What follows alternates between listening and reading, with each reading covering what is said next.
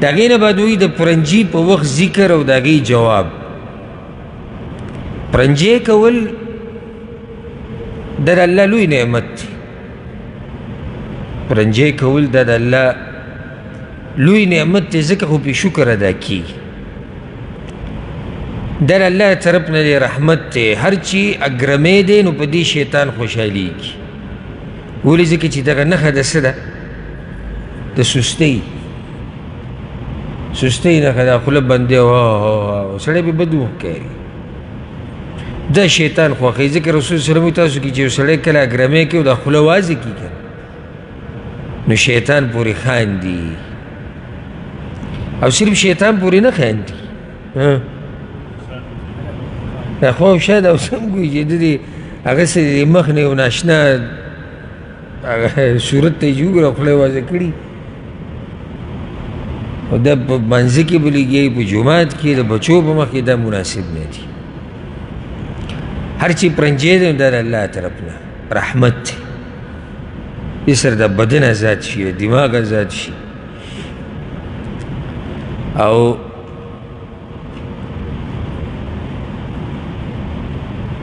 دا پرنجی چې کوم وخت کې سړي له ورشي د دې آداب دي دلته موږ آداب نه دي ذکر کړي دا خو د اذکارو کتاب دی خو زه به درته ذکر کوم د هغې یو ادب دا دی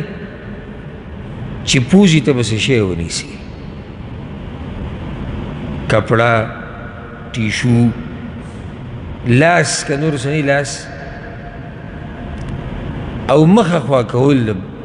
کسانو نه چا سره ته ناست یې د هغه نه مخه خوا که او کوشش دی چې اواز کم سے کم راشي نو دا یو نیم جومات کې تاسو دی پرنجیو کې ته به سمه زلزله راغله سړی پې بد ښکاري او داسې خوله به داسې واضح کړي دا د درنو خلکو کار نه دی آدابو لحاظ کوي سړي لا پرنجی ورخه په طریقه سیډ ته شي خوله اخوا که ټیشو رومیال څه شی د سره دی هغه جیب نه راوباسه پوز ته انسان هېڅ پته نه لګي نو چې پرنجی سړی داسې وکړي نو هغه خولې نه او پوزې نه چې څه لونوالی راوځي هغه به دې خلکو ولګي یا په مخامخ ځي باندې ولګي دا سکاوالی هم دی او د آدابو خلاف هم دي بیا یو دا راته په آدابو کې ذکر کم لکه یو نیم سړی چې پرنجیو کې یا پرنجي نه بغیر چې پوزه سوڼی نو د خلکو په مخ کې به لګي دا د آدابو خلاف کار دی سکا کار دی کرکجن کار دی او بیا لا مزه ده وکړي چې په لمن بیا پوزه پاکه کړي او یو نیم کپړو پورې ایسې راکړي ځکه چې دی لکه بیا ګرځي را ګرځي څنګه سړی سوچ وکړي سړی وایي دا سکا کار دی چې کول به یې څومره سکا کاري هر سړی د هغه آدابو سړی خیال ساتي په کومو آدابو چې سړی دروند ښکاري دا آداب شریعت هم موږ ته ښوولي دي ورسره دا زیاتي که دا آداب په فطرت کې هم پراته دي په روغ فطرت کې روغ فطرت شرط دا دی چې روغ فطرت دا په هغې کې هم درنه پراته دي پوزه سړی سوڼوي په کپړه کې په ټیشو کې که په لارم غاړې ته خلکو په مخ کې نه د خلکو په لارو کې نه بیا چې لاس صفا کې د هغې خپله طریقه دغه شان هسې لاړې ټوکل په لاره کې دا هم ګوره د آدابو خلاف دي یادې کړي دا بس کارونه زموږ په معاشرو کې ډېرې دي لاړې ټوکل دغه شان به روان تو ولې لکه ولې خلکو مخکې لاړې ټوکي خو خلکو لار ده او دغه کسان چې را روان دي او دا چې روان دي ته د دوی لحاظ نه کوې که ضرورت راغی اول خلک لاړې څه شی چې داسې کوي نو هغه ټیشو کې کپړه کې کوي رسول وسلم چې هغه طریقه خو وه تاسو کې یو سړی لاړې توکي نو کپړه کې دې توکي بیا دې پرې رابنده کړي داسې نه سبا خو اسانتیا د ټیشوان نه وځي که بیا هم څه د سره نه وي غاړې ته د خلکو نه پناه د خلکو په مخ کې لاړې مه توکه د خلکو په لارو کې د خلکو په خپو کې د آدابو د آدابو خلاف دی. پرنجی چې وکړي نو یو ادب دا دی موږ ذکر کو چې ته به پوزې ته څه شی ونیسي، مخ به د خلکو نه واړې او اواز چې کم شي کم وي. که اواز خو بلکل بندېدی خو نه شي، خو کم شي کم وي. او د دې یو نیم د اواز څه سړی حیران شي چې دا اواز راووت انسان څه پته نه شي ګړز غونته کې وشي چې والله زه خو په خپله حیران شي دا اواز راوځي څنګه داسې. بیا په مانځه کې بیا ښه بې ادبي شو، ځکه ته اوس دلته الله ته ولاړې، ستا جرګه د الله سره روانه. نو بل ادب دا دی چې ته به الحمدلله وې، د الله شکر ادا کول دی، دا نعمت دی، بدن دې اوس آزاد شو. نو بیا د مسلمان په مسلمان دا حق دی، دا یاده که ګوره حق دی، لازم دی. دې باره کې ډېر حدیثونه دي چې کله یو څوک پرنجي وکړي او الحمدلله ووایي نو ته به ورته څه وې یرحمک الله. دې کې نور اذکار هم دي، هغه ته ذکر کوم. او هغه به یې تا ته ووایي چې یهدیکم الله ویصلح بالکم، دا ادب دی. نو حدیث راوړی دی اولنی ذکر د ابو هریره رضی الله عنه په صحیح بخاري کې دی، امام ابن ماجه هم راوړی دی. رسول صلی الله علیه وسلم وی اذا عطس احدکم، په تاسو کې چې څوک پرنجی وکړي فلیقل الحمد لله، نو هغه دې ووایي الحمد لله. خفه کېږو به نه، د دې قسمه ذکر نه موږ پښتانه ډېر لري یو. او اوس که عام شوی دی څه نه څه، نو دې کې د مسافرۍ یو غټ لاس دی، الله توفیق نه باد. حقیقت به وایو، دا موږ د خلیج ملکونو ته رالو که نه، او دلته د عربو خو د عادت دی، نو دا ډېر څه موږ د دوی نه زده کړو، که نه غلطه مې وویل. دا الحمدلله ویل، دا چې څه شی ویني مزیدار ماشاءالله تبارک الله ویل، دا ډېر څه موږ دلته یې زده کړو، په دې کې موږ کمزور یو. نو اپرنجی چې کله وکړي ته الحمدلله ووایه. رسول صلی الله علیه وسلم اذا عطس احدکم فلیقل الحمدلله، الله شکر ادا کړه. وليقل له اخوه او صاحبه، خوا کې ناس ملګری به ورته ووایي چا چې واورېده یرحمک الله، الله دې په تا رحم وکړي. دی حق دی په تا ښه چې کله الحمدلله ووایي او تا واورېده نو په تا لازم دي چې ته ورته څه ووایې یرحمک الله. او چې یو ورته ووایي دا کافي ده، لکه ډېر خلک ناست دی یو ورته ووایي یرحمک الله، ته به ورته یرحمک الله ووایې. هغه به ووایي فلیقل یهدیکم الله ویصلح بالکم، فاذا قال له یرحمک الله، نو که ده ورته یرحمک الله ووایي نو هغه به ورته ووایي چې یهدیکم الله ویصلح بالکم، الله دې په تاسو رحم وکړي، الله دې تاسو ته هدایت وکړي، او الله دې ستاسو حال برابر کړي. بالکم ستاسو کار، ستاسو حال. کار حال لکه مطلب چې ستا ژوند دې الله ښایسته کړي، لنډه ده. خو دا یرحمک الله به ته هغه چاته وایي چې الحمدلله ووایي، او چې الحمدلله یې نه وي ویلي ته ورته یرحمک الله نه شي ویلی، ځکه چې حق یې په تا هله کېږي د یرحمک الله ویلو چې هغه په خپله الحمدلله ووایي، چا چې اپرنجی وکړو. که په ده باندې اپرنجي د بیمارۍ د لاسه درې نه زیات، نو بیا به ورته شفاک الله ووایي، الله یې تعالی شفا درکړي، د سړی بیمار دی. دویم ذکر ابو ایوب انصاري رضی الله عنه روایت ته امام ترمذي راوړی، امام ابو داود هم راوړی. رسول الله صلی الله علیه وسلم اذا عطس احدکم، په تاسو کې څوک پرنجی وکړي فلیقل، نو هغه دې ووایي الحمدلله علی کل حال، د الله شکر دی په هر حال. نو یو طریقه دا هم ده، دا به زه چې کېدای شي تاسو اول پرې راوړئ، که نه مخکې نه ته یاد دي. الحمدلله علی کل حال. ډېر وخت مخکې چې ما ته څومره ذهن کې راځي موږ په دې تفصیلي خبره هم کړې وه، یو درېمه طریقه هم راځي اگر که د هغې روایت لږ کمزوری دی هغوی کې داسې چې الحمدلله رب العالمین او د دې دوو دا سند دا اعلی دی الحمدلله یا الحمدلله على كل حال جواب کې به دا اوریدونکی څه وایي يرحمك الله تبو تبي سوي يهديكم الله ويصلح بالكم دي کی نور آثار شتی د صحابه کرامو نقل دي سلفونه اگر تم ذکر کوم هغه ویلی شي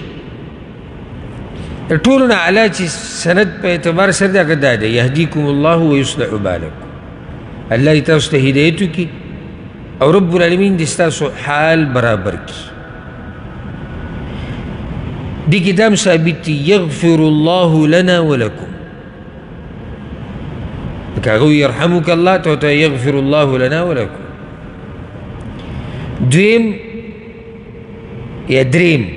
دي کتاب ثابت دی عافانا الله وإياكم من النار يرحمكم الله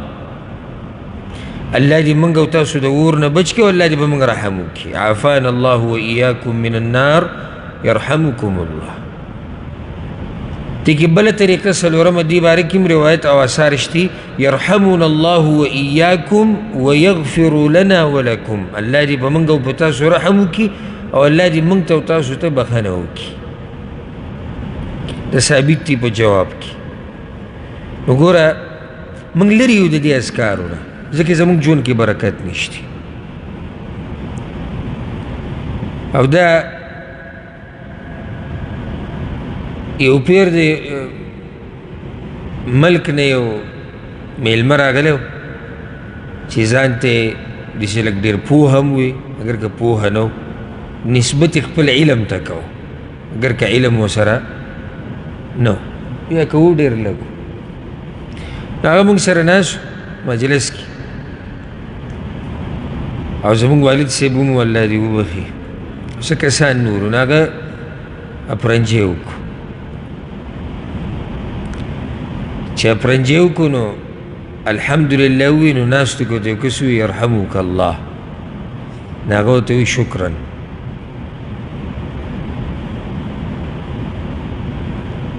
ما چې اوس دنه تپوس وکړو چې دا ذکر به کوم ذکر راغلی دی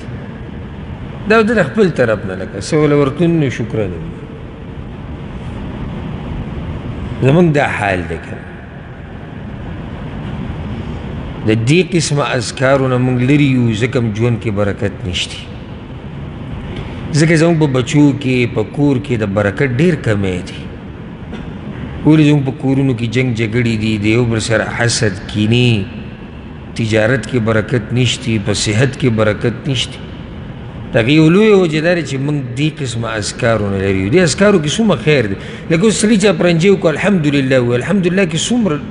ثواب پروت څومره برکت دی بل ورته یرحمک الله څومره د خیر خبره ده هغه ورته یهدیکم الله الله یې تاسو ته هدایت وکړي الله یې ستاسو حال برابر کړي ښه چې الله دا دعاګانې قبولې کړي څومره لویه ګټه ته وکړي قبلې نه قبلې ته د دې ذکر ثواب خو ته میلاوي نو د دې اهتمام کوئ او دا یاد ساتئ چې کله پرنجی وکړي الحمدلله به وی د دې بیا جواب ورکول چې چا واورېدو په هغه لازم دي کله په بعض واقعې خو ما سره شوي دي لیدلي مې دي ځکه یې بیانوم کله سړی ډک جومات کې ناست اکثر پکې زموږ دا خلک یا پرنجی وکړي الحمدلله ووایي په دې ناستو کې یو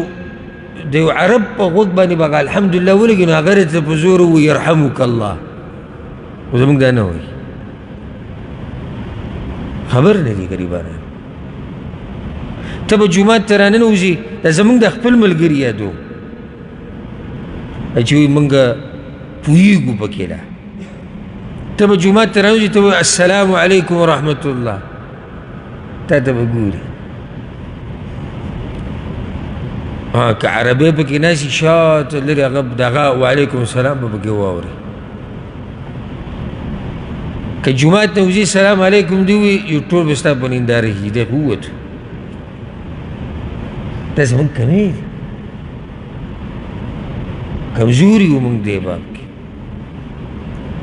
دا خو الله یادول دي السلام علیکم ورحمة الله دا الله یادول دي وعلیکم السلام ورحمة الله الله یادول دي پرنجي په وخت کې دا اذکار الله یادول دي تبارک الله ویل لا حول ولا قوة الا بالله ما شاء الله ویل ټول د الله ذکر دی نه چې هر ټیم د سړي په جو باندې د الله نوم او د الله ذکر وي څومره به د ژوند برکتي په دنیا کې او په آخرت کې بیا وایي چې غیر مسلمه ته به څه وی ابو موسی اشعري رضی الله عنه روایت راوړی دی امام بخاري په ادب مفرد کې راوړی دی امام ترمذي هم راوړی دی وی کان اليهود یتعاطسون عند النبي صلی الله علیه وسلم یهودو به د رسول صلی الله علیه وسلم په مخ کې اپرنجي کول په قصب اپرنجي کول ولي يرجون ان يقول لهم يرحمكم الله چې د رسول صلی الله علیه وسلم ورته ووایي چې يرحمكم الله یعنې هغه ظالمانو ته خو پته دی چې دا د الله پیغمبر دی یهودو ته پته وه که نه پته وه چې دا د الله پیغمبر دی نو ته خو پته چې پیغمبر دی د پیغمبر خو دعا قبلیږي نو دوی به پرنجی وکړو الحمدلله به یې هم ووایي چې د پیغمبر موږ ته ووایي چې یرحمکم الله نو رسول وسلم به ورته وایي یهدیکم الله ویصلح بالکم یرحمکم الله به ورته نه الله دې تاسو ته هدایت وکړي او ستاسو حال او ژوند دې الله روغ کړي یعنی غیر مسلمه چې پرنجي وکړي الحمدلله ووایي ته به ورته یرحمک الله نه وایي چې هغه به تا ته وایي چې یهدیکم الله نه نه یهدیکم الله خو هغه ته ضرورت دی هغه هدایت نه دی نو چې الحمدلله ووایي ته به ورته څه یهدیکم الله ویصلح بالکم چې الله تاسو ته هدایت وکړي او ستاسو حال دی الله برابر کړي حال برابرېده دغې ته وایي که نه چې سړی اسلام وپېژني د الله دین ته راواوړي نو دې کې د هغو دپاره دعا شو دې نه دا فایده هم راووته چې غیر مسلمه ته د هدایت دعا کولی شي دا بس ځان داسې به دینداره کړي چې د دین د حدودو نه به هم واوړي مړه خواشه د کافر دپاره دعاګانې غواړي ولې کافر دپاره دعاګانې نه غواړي چې الله دې ورته هدایت وکړي او زمونږ چې د کافر سره نالګي ده نو دا خو زمونږ د ده سره ذاتي مسله خو نه ده مسله دغه ده چې د ده سره زمونږ د ورانه په الله ده او که الله یې ومنو زمونږ مسله ختمه شو بله دا چې مونږ خو دا خوښوو چې د اسلام ته ډېر خلک راواوړي دا خو مونږ خوښوو نو د کافر دپاره د هدایت سوال نشي کولی کولی شي دا په یو دلیل دی